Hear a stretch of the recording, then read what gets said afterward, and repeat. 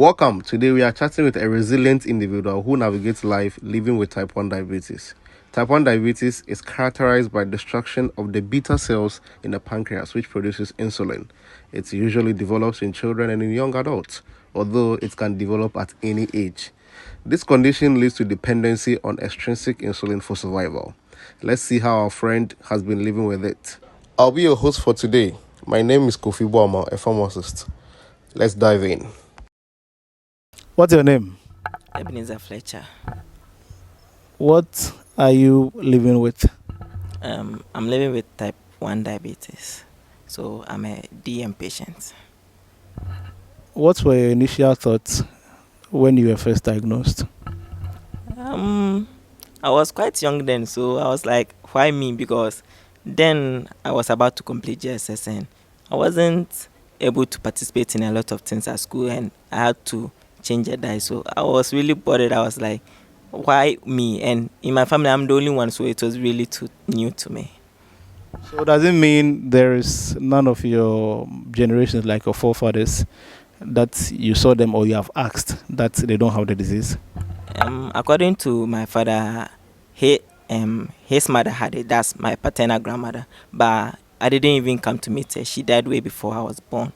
And recently, my auntie got diagnosed with type 2 diabetes. So how do you manage your daily glucose control? Are there some dietary restrictions? No, actually, I eat everything and I manage it with insulin injections.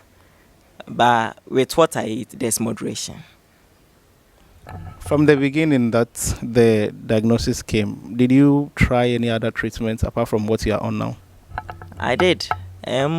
Initially, my family were worried about me, so they were trying everything as much as possible. And I quite remember I had some a concoction, like a certain mixture that I was putting coconut inside and I was eating it. So when I was trying this and I had to stop mixed. I had to stop my insulin injection and I ended up having DK and I was admitted at the hospital again all over again. So that was an experience I'm not willing to go back to. So because of that, now you are strong that it's only insulin and there is no other therapy? Very true. And even when I hear people in buses or maybe on radio station talking about I can cure diabetes, it's very nerve-wracking and I don't really listen to them because with my education on how diabetes comes about, I don't really think one can just cure diabetes at the moment. So have you faced any social or emotional challenges due to living with diabetes? Quite a few, and that was when everything used to bother me. I'm now a type of person I've grown to be like accept how things are, and I don't really care about what others think because it's all about me. I'm the one living with the condition. If my condition is not going to make you feel comfortable around me, you are free to leave. But then again, I've also gotten a lot of friends due to the same condition, and things are going well. So do you usually share it with people? I mean, do you have a friend that knows you have this disease that have your back in a way? Okay, so I don't go around telling people I have diabetes or anything, but yes, I do have close people that's at school. For instance, all my roommates know. Recently, when I got admitted into school, I met new people. That's my roommate, and I had a first hypo, and they just carried me to the hospital. And the lucky thing was the hospital is not really that far from our hall, so they just put me in a taxi and sent me to the hospital. And I didn't really like how that went, so I had to educate them on what to do next time and how they really helped me. So how difficult is it using syringes every day? First of all, where do you use it? Which parts of your body? I inject mostly on my shoulders. At first, I used to inject my thighs and my shoulders, then my tummy. But I stopped the tummy because it's painful. And I stopped my thigh because I end up getting balls all over there and I don't think I know how to use that place. So it's only been this place that I've been using recently. So because of those challenges, it's only your arms that you use. Yes. Right. Think about the current treatment used in managing diabetes. Um, with injections and some oral medication. I think when you are initially diagnosed, it's really hard. It's very painful to hear the news that you have to inject throughout your life. But as I said, when you grow accustomed to it, when you grow and you accept things for how they are now, you become okay, because in the end, it is what is making you live. It is what is keeping you going. So for me right now, I'm okay with needles. And Did you were you in boarding school? no, I wasn't. Why? It's almost due to the same. I had an opportunity to go to a certain school because my auntie was very good friends with the headmistress. But when the issue came up that I was diabetic, and then the headmistress was like, "Oh, we can't take you in because our infirmary service is not that well equipped for a situation like that." So I ended up going to another school on a day basis. Were you unhappy because you did not get that school?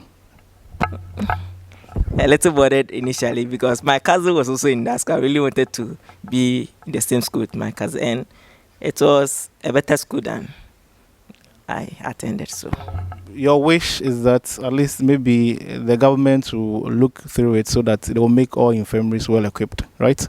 much, very well. They should put some aspects in place whereby there will be at least a nurse or a health personnel dedicated to each and every senior high school, which is not what we're having currently.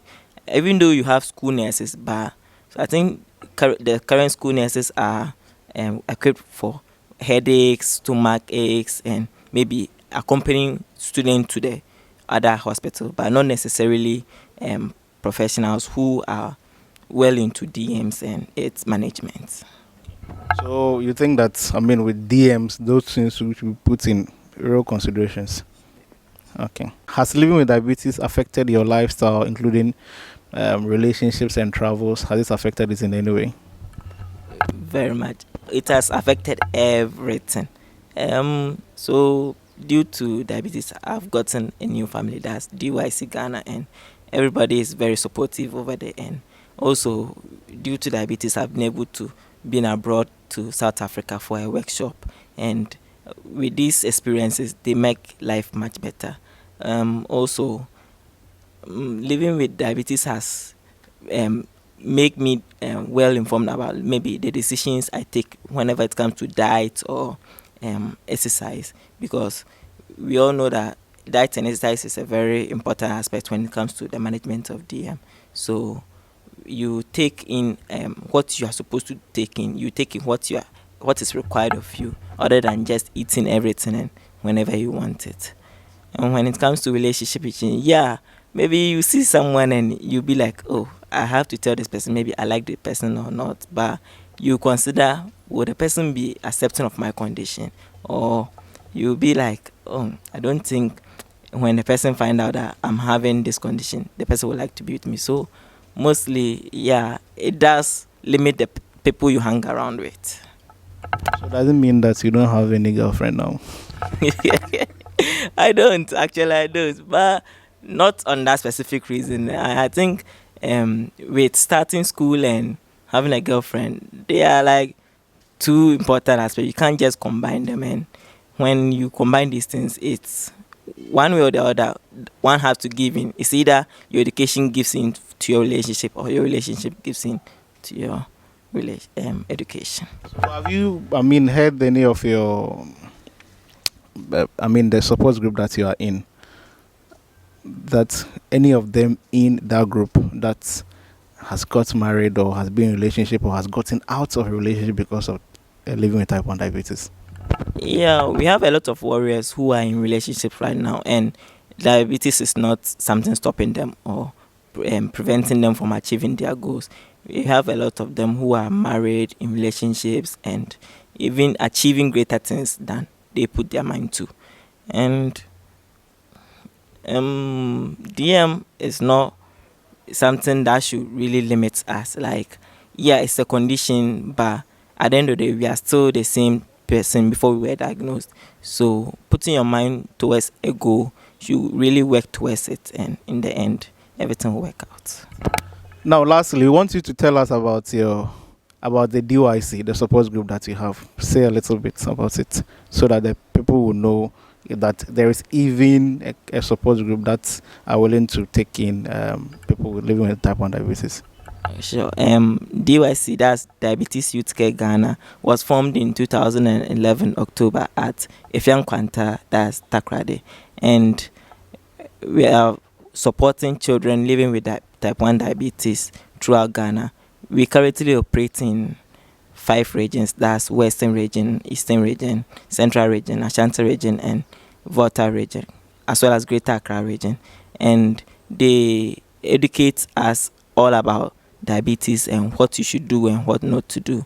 They support the warriors financially and emotionally as well, and as well as educational support. Thank you. So if you are listening, you have to try, if maybe you can support this group, and for them to at least be felt that they are also important in this place. Thank you so much, Fletcher. Thank you for your time. I'll see you again.